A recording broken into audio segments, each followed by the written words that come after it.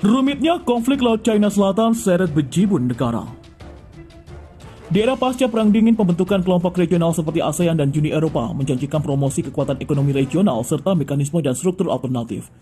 Tujuannya, yakni memfasilitasi dan mengkonsolidasikan perdamaian, keamanan kawasan, dan juga stabilitas dalam batas-batas teritorial dari pengelompokan regional ini dan sekitarnya. Catat Aina Melindok di The Asian Post.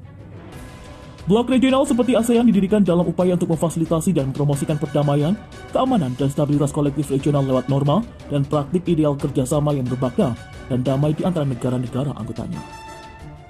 Namun demikian, masih ada atmosfer perang dingin antara China dan Amerika Serikat dengan adanya diplomasi kapal perang terus-menerus di perairan Laut China Selatan oleh Amerika Serikat dan sekutu keamanan strategisnya seperti Perancis, Inggris Raya, Australia, bahkan Jepang yang dengan sengaja menantang hingga beberapa kali memprovokasi China.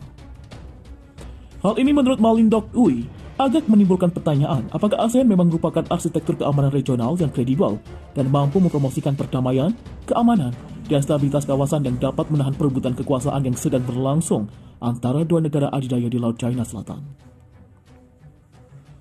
Untuk diketahui, diplomasi kapal perang mengacu pada tampilan kekuatan angkatan laut yang mencolok untuk mengancam negara lain untuk mencapai tujuan kebijakan luar negeri dan memaksa negara-negara yang terancam untuk membuat konsesi dalam masalah teritorial atau perdagangan.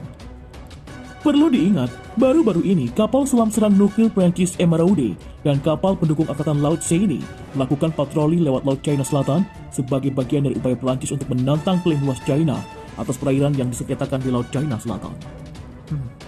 Pun sekitar minggu ketiga Januari 2021, Amerika Serikat mengirim kapal induk Theodore Roosevelt ke perairan Laut China Selatan. Amerika Serikat, Perancis, Inggris, Australia, dan Jepang telah melakukan beberapa operasi kebebasan navigasi dengan kapal dan kapal selam militer atau nuklir mereka yang berlayar lewat perairan Laut China Selatan di masa lalu dalam upaya untuk mendorong balik kekuasaan, kehadiran, dan pengaruh Beijing di Laut China Selatan. Selanjutnya, China merespon dengan melakukan latihan militer angkatan laut di Laut China Selatan. Baru-baru ini, Tentara Pembebasan Rakyat atau PLA China mengadakan latihan militer di perairan sebelah barat semenanjung Leizhou di Laut China Selatan selama 4 hari. Dan ini adalah latihan militer pertama oleh PLA sejak dilantiknya Presiden Amerika Serikat Joe Biden.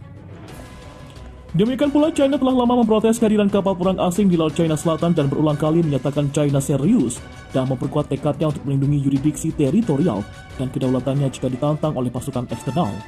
Oleh karena itulah, tampaknya diplomasi kapal perang yang ditampilkan oleh kedua sisi tidak hanya semakin memperumit sengketa Laut China Selatan, tapi juga meningkatkan dilema keamanan di perairan yang diperebutkan, yang meningkatkan prospek konfrontasi militer antara China dan Amerika Serikat dan sekutunya.